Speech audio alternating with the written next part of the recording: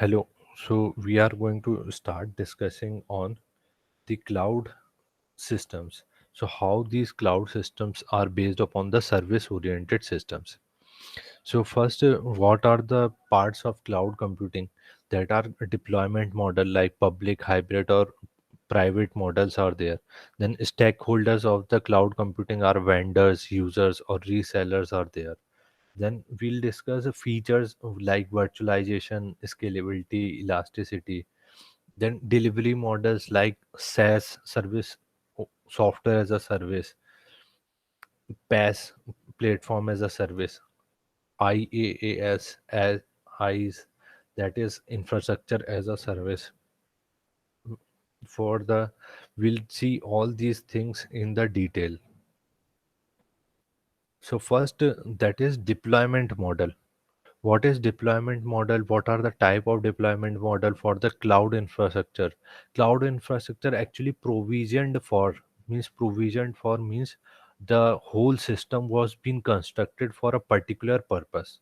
That is the resources allocation of the like RAM or secondary storage, primary storage, or some CPU cycles. CPUs were assigned for a particular objective. Network bandwidth are dedicated for the. That's what provisioning means. Then private cloud is a type, public cloud is a type, hybrid cloud is a type. So these are the three kind of deployment model. First, it private cloud, it is exclusive for a single user or single organization that actually do the multiple consumer behavior analysis. That it is for a private cloud is for a single organization or a single person that could also have multiple consumers. For example, an educational institute could start its own server in its own campus, and that server actually gives privilege for the students to access and doing the programming on that server. You can deploy the code on that. So the teachers could also deploy code on that. Thus, this type of private cloud actually being owned or managed or operated by a particular organizations, like we discussed for an educational organization. Then the third party or some combination of them could actually also be participated, but it could be on premises or off premises both. Then we'll do the public cloud study. What is public cloud? It is general, open to all. Anybody could register it with some fundamental things like Google Gmail system, like Facebook, like Twitter, like social media. So you can register on them. So these are the public cloud. Google, Facebook, Twitter are the public cloud. What are closed cloud? Inside the Gmail system. So an organization would actually hire Gmail or hire some Microsoft Outlook for a small subset domain for Gmail mailing systems. So these mailing system would be helpful for an organization to be operated. So Google will take care of all these mailing systems. So again, this will become a kind of private cloud. But Gmail is a public cloud. If you register to and make a Gmail account or an Outlook account, then it would be public account. You can have a public email ID. But if you purchase some enterprise edition of that, uh, so it will become private to your organization. So in the public cloud, actually it was being owned, managed, or operated by some business like Google, Facebook, or some academic or some government organizations, that or some combination of them. So it need to be at the premises of the cloud provider. So cloud provider will actually manages the public cloud. Then there could be possibility of mixture of both, that private cloud and public cloud could be mixture. How it could be done? It could be done with the two or more distinct cloud infrastructure, that could be private, public or community cloud. So that remains unique entity and bounded together with a standard or a proprietary technology. Means there has to be some fixed norms or fixed criteria, some fixed service level agreement between two three organizations that are making the hybrid cloud, so that there could be some standard operation between the three organization for that the three different cloud working together. So they could enable the data exchange and application portability, means you can transfer and communicate between the three different cloud.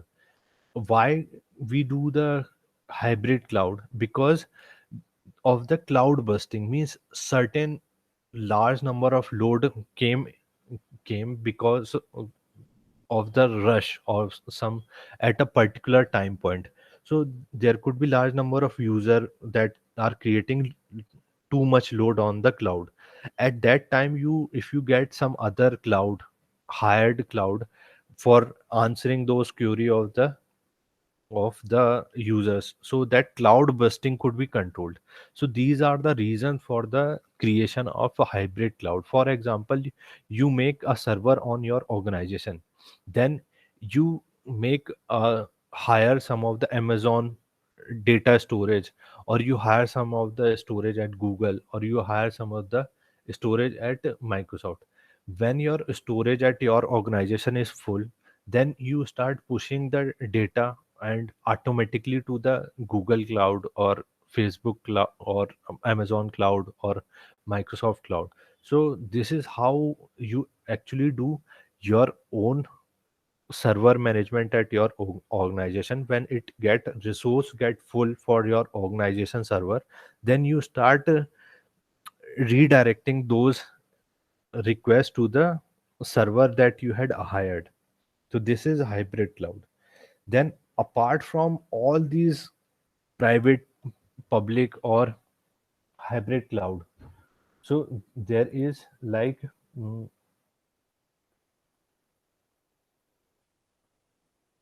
another kind of cloud, that is uh, community cloud. How this community cloud works? This community cloud actually works according to the for a particular specific community. So all these, apart from this type of public, private and hybrid cloud, there is one community cloud could also be possible as a deployment model, where a specific community being assigned or organized for the shared concern for a particular objective, like mission, security reasons are there, policies are there, compliance of some consideration should be there. So this is the reason for creation of the community cloud. Then next, virtualization. So virtualization is basically done for the virtualizing some of the computer hardware, platform, storage devices, or the computer network resources. Means creating imaginary that you have the this much large hardware or smaller subset of the large hardware. So this type of logical creation of imaginary creation of the resources is actually named as virtual computer or virtualization. How it has been done? It has been done with the hardware virtualization or the platform virtualization. So how it would be done for the creation of the virtual machines? There could be two type of virtualization possible: hardware virtualization or platform virtualization. Actually creates a virtual machine, and these could be of another breakup into the two parts: full virtualization or para virtualization. So in the full virtualization, complete simulation of actual hardware would take place. Means that allows the software to create the whole hardware or the whole infrastructure into some imaginary or virtualized operating system or its application. So this is full virtualization. Then para virtualization means you have a guest app, you have a small app that is working on a large infrastructure. So you are just using that small app that is dedicated for a particular objective, that is isolated for a isolated domain and for the isolated purpose. So that is para virtualization. So what are the types of virtualization? The types of virtualization are many. So I have divided into three different categories like application virtualization, workspace virtualization, service virtualization, that is actually related to the program development or platform like utilities.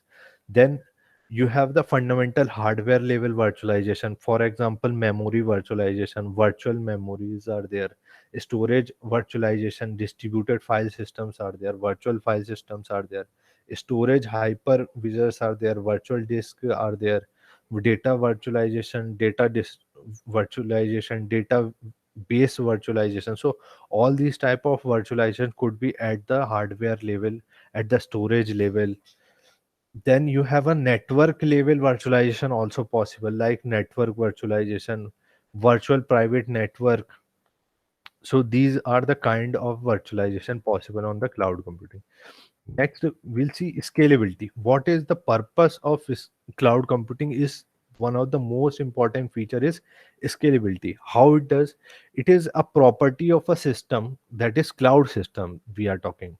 So it is property of a cloud system to handle growing number of workers or users or some of the resources that are required for that resource, for that system.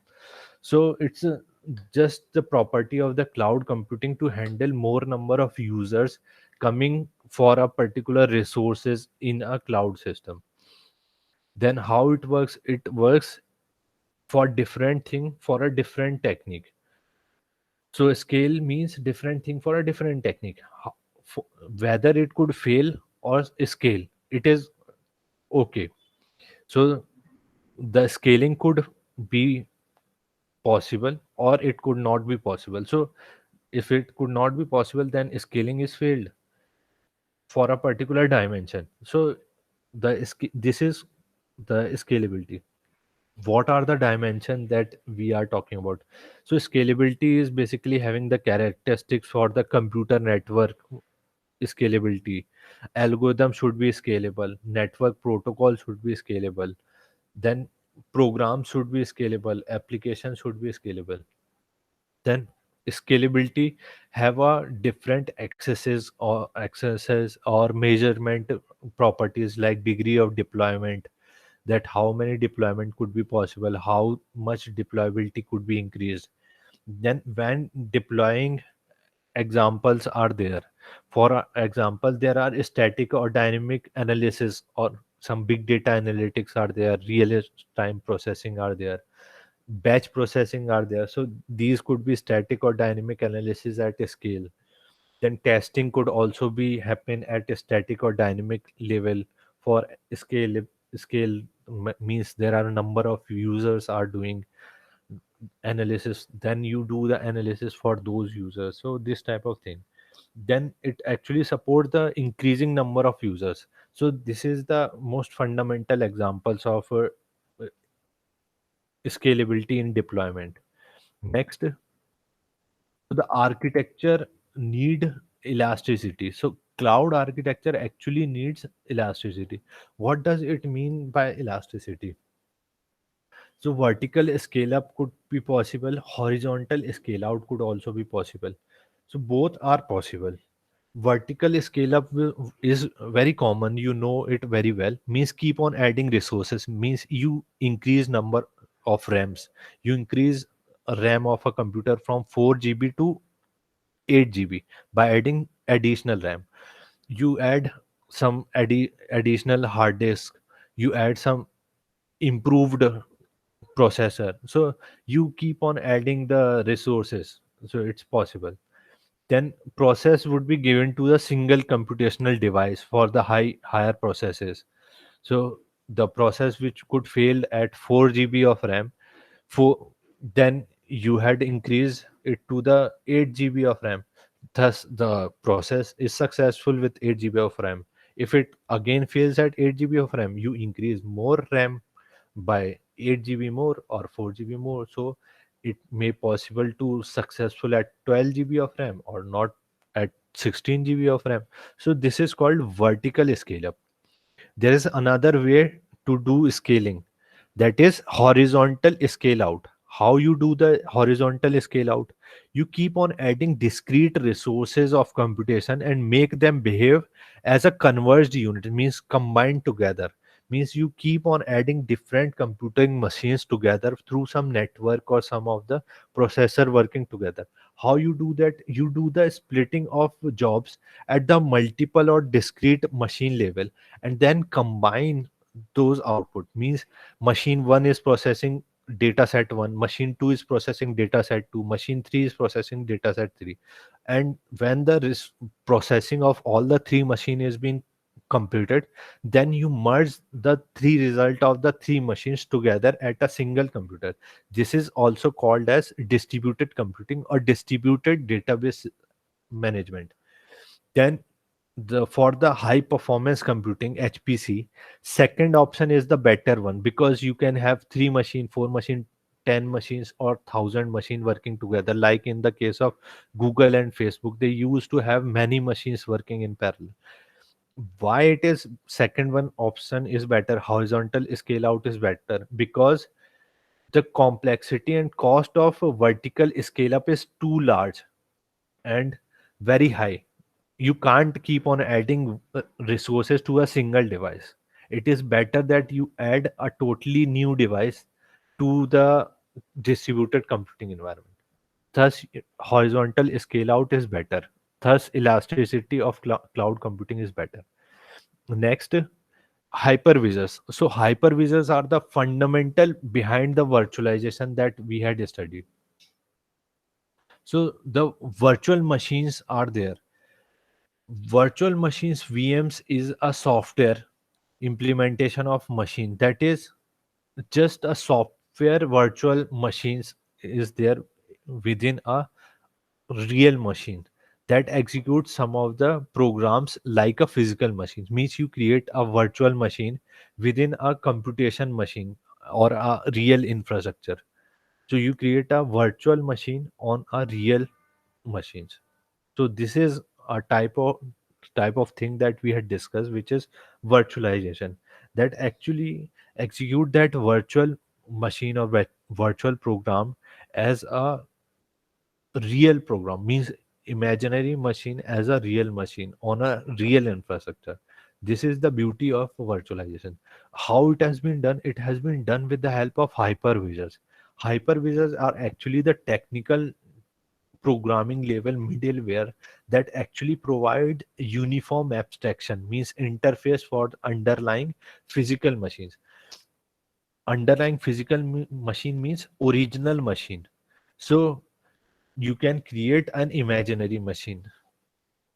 So what are the type of hypervisors? There are two type of hypervisors. Type 1, that is bare metal deployment, and type 2, that is hosted deployment. In the bare metal deployment, you run on directly on the hardware, and you create operating system on the hypervisors.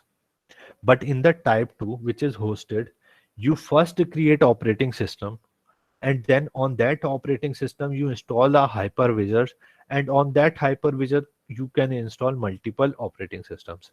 So this is the way you can design a cloud with the help of hypervisors for creating different kind of virtualizations. Next, we'll see cloud conceptual reference model, that is a cloud high level architecture which could have five major actors. The five major actors are needed. Cloud high level architecture is needed because of understanding the requirement of cloud, usage of cloud, characteristics of cloud, that is on demand service, that how much demand is for the consumer, you provide only that much service. Then broadband network access, resource pooling are also there. Means many resources like printer or some of the hardwares could be pooled together. Then rapid elasticity that we had just seen, because of cloud busting you do the elasticity at very fast level. Then measured services, so there are many services you can need to measure them. What are the five actors possible? cloud consumer, cloud provider, cloud broker, cloud auditor, cloud carriers. So cloud consumer and cloud provider are the most important actors in this. So cloud provider actually do the service orchestration for the different service layers at infrastructure as a service, platform as a service, or software as a service, that actually do the resource abstraction and control layers. Then actually it was being done at the fundamental hardware physical resource layer. Then cloud provider also do the cloud service management like business support, provisioning of resources, configuration of resources, portability of resources, interoperability of application. Then cloud provider also do security and privacy things. Then the other actors are like cloud auditor, which actually do the security auditing, privacy impact auditing, performance auditing. Then cloud broker actually do the service intermediation, service aggregation, service arbitrage. Then all these things are communicating and working together with the help of cloud carrier. Now we'll see all these actors in detail. Some of the definitions: cloud consumer are the person or organization that actually maintains a business relationship with and uses some of the service provided by the cloud provider. So cloud, who are cloud consumer? We are the cloud consumer, and we are using some of the cloud services like Google services, Gmail services, Facebook services, so Instagram services like messages and chatting. Then cloud provider are also there. So what are the cloud providers? So Google is the cloud provider, Instagram is the cloud provider, Facebook is a cloud provider. So these are a person or organization or entity that are responsible for providing some of the service available to the interested party. So there is another term, cloud auditor. Cloud auditor basically do an independent conducting of assessment of a cloud service. Means if you are a cloud auditor, you keep on monitoring that whether the Facebook or Gmail or some other services are working properly or not working properly. So you do the assessment and analysis measurement of all these performance of these system operations together, and you also do the security check of all these cloud implementations if you are a cloud auditor. Then what cloud broker do? Cloud broker actually do the relationship between the cloud provider and the cloud consumer. Why cloud provider is needed? Some of the time the cloud provider services are very complex in nature, and cloud consumer don't able to understand what is actually how it to use that services. So cloud broker would actually do usage of that services and make that services very user friendly and integrate some of the services together and provide it to the cloud consumer. So cloud consumer can use the multiple services combined together by the cloud broker, and thus the cloud providers, multiple cloud providers could be reside on the back. Then cloud carrier. What are the cloud carrier? Actually they do the transportation of cloud services, fundamental packet or connectivity through the internet network between the cloud provider and the cloud consumer. Next, the cloud provider and cloud consumer in detail. So the cloud provider actually acquires and manages the computing infrastructure required for providing some of the services. And actually cloud provider runs various cloud softwares and provides some of the services. Cloud provider also do the management of and arrangement of delivery of cloud services to the cloud consumer through some network access.